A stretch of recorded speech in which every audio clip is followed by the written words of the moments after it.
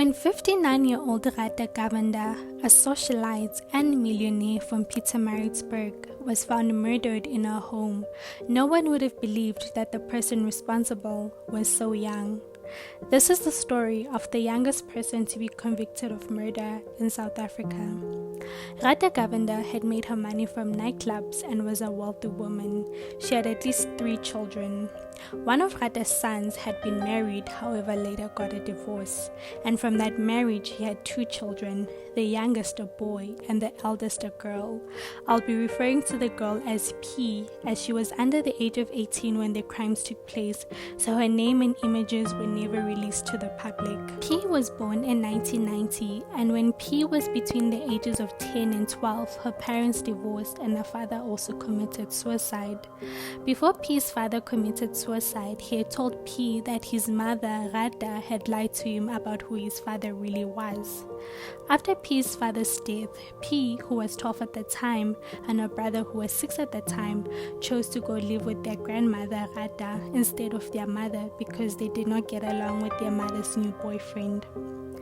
Radha's daughter will later go on and say P was the apple of Radha's eye and she stood to inherit millions. She should have died of natural causes. There were no signs or any evidence that Radha had abused P.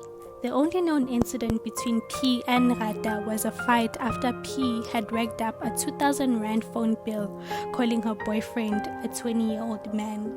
Radha strongly disapproved of her 12-year-old granddaughter dating a 20-year-old man. On the 4th of September 2002, Radha Govender was discovered murdered in her own home. She had been strangled and her throat slashed. The 2 other people in the house were 12-year-old P and a 6-year-old brother, and they were unharmed. After the murder, P and her brother went to live with their mother. Because initially the case received no media attention, it is unclear how the 2 suspects, Sipho Radebe and Vusi Shabalala, were caught. Initially, it was suspected to be a robbery that had gone wrong. After Sipho Radebe and Vusi Shabalala were arrested, they confessed to killing Radha, and on the 2nd of October 2002, less than a month after Radha's death, they appeared in court, where they formally pled guilty and told the court and in front of Radha's family that they had not randomly robbed and murdered Radha. They told the court that on the 4th of September 2002, just after 8 p.m., they were drinking outside, just a couple of houses away from Radha's house, when a girl approached them. The girl was carrying a picture and she told the man that her grandmother had killed her parents who were in the picture, and she asked the 2 men to help her kill her grandmother. She told the 2 men that she had already given her grandmother the sleeping tablets so she wasn't awake. She promised the men that they could take anything that they wanted in the house. The 2 men then followed the girl inside the house. She supplied them with knives. Radha was sleeping and passed out. They then strangled and slit her throat. The girl then gave the 2 men jewelry and permitted them to take whatever they wanted in the house. The men took a video recorder, a satellite recorder, and clothing. Also during this time, the girl called her 20-year-old boyfriend to try and fabricate an alibi. After Sipho Radebe and Vusi Shabalala read their pleas, they were sentenced to 25 years to life in prison. Following their confessions, Radha's family went to P's mother's house and assaulted P. P was then arrested and kept in jail for her own protection. When questioned, P agreed with Sipho Radebe and Vusi Shabalala's version of events.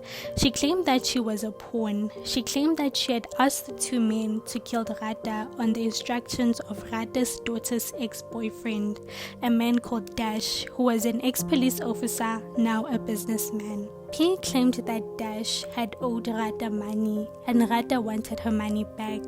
Dash had threatened P that if she did not kill Radha, he would kill her instead. Dash denied this claim. The court also rejected P's version because Dash had borrowed the money from Radha 10 years before in 1992, and it was unlikely that after 10 years Radha would suddenly want her money back.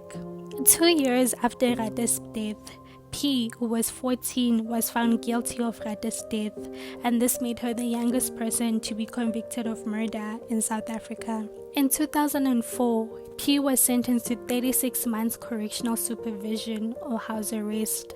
She was allowed to attend school or any school-related activities. After a year after her conviction, there were reports that she was not following the conditions of her house arrest. Her sentencing was then reviewed and she was sentenced to 7 years imprisonment, which 5 years were suspended, which meant that if she was found guilty of any crime in the next 5 years, she'd be sentenced to 7 years in prison for her grandmother's murder. Radha's family were unhappy with the sentencing as they felt as though P had got away with it, as she never served any time in prison.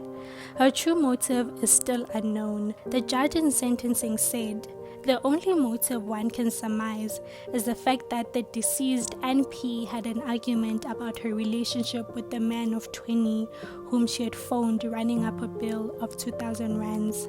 The last time that P was in the media was in 2011 when she was 21 years old and had her first child.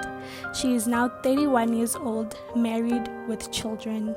That's the end of this week's case. If you did enjoy this case, please do subscribe to the channel. Thank you very much.